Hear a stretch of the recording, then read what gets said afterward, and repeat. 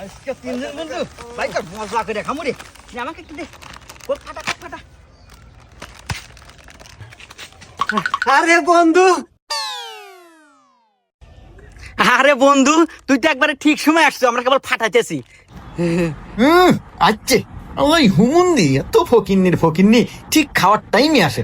কিভাবে বিদে হরি বুদ্ধি পাসি।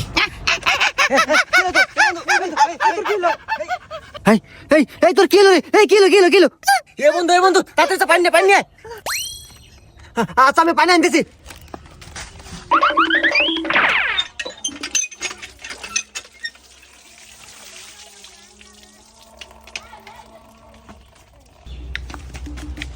এ বন্ধু পানি